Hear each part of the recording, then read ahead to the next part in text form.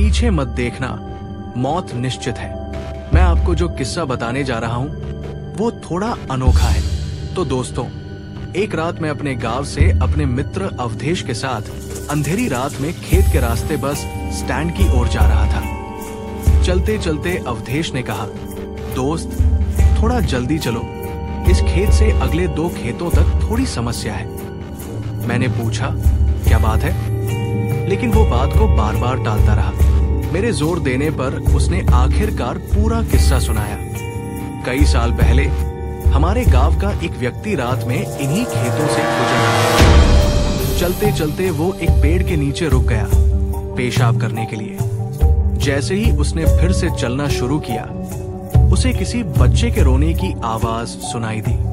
पहले उसने सोचा कि शायद कोई पहरा देने वाले का बच्चा होगा, लेकिन तभी उसे याद आया कि ये तो रामेश्वर काका का खेत है, जिन्होंने 3 साल पहले यहाँ फांसी लगा ली थी।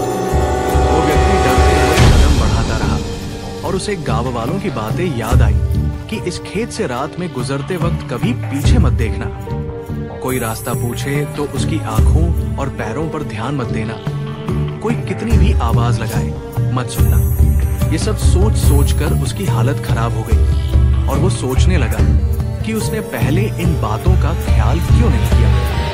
जैसे जैसे वो आगे बढ़ा, वैसे वैसे बच्चे की रोने की आवाज तेज होती गई, जैसे वो उसके साथ ही चल रहा हो। अचानक उसने देखा कि एक पेड़ से बंधे झूले में एक बच्चा लेटा हुआ रो रहा है। डरते हुए उसने आवाज लगाई, ये किसका बच्चा है?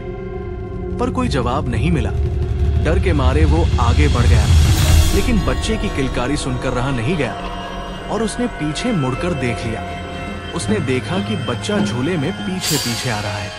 दया से भरकर उसने बच्चे को गोद में उठा लिया और भागने लगा। थोड़ी देर बाद बच्चा उसे भारी लगने लगा। उसने नीचे देखा तो उसके पैरों से जमीन को छूने की तैयारी हो रही थी। घबराकर उसने बच्चे को गोद से नीचे गिरा दिया। बच्चा जमीन पर गिरते ही जोर से हंसने लगा और बोला, तू आज तो बच गया, लेकिन अगर मेरे पैर जमीन छू लेते तो कोई तुझे बचा नहीं सकता था, तेरी मौत तय थी। ये कहते ही वो बच्चा गायब हो गया। वो व्यक्ति किसी तरह गिरते पड़ते अपने घर पहुंचा और जैसे ही घर पहुंचा बेहोश हो गया। होश आने पर उसने गांव वालों को पूरी कहानी सुनाई। इस किस्से को सुनते ही मैं घबराहट में बिना पीछे देखे जोर से भागा और फिर कभी उस प्रेत बाधित खेत से रात में नहीं गुजरा।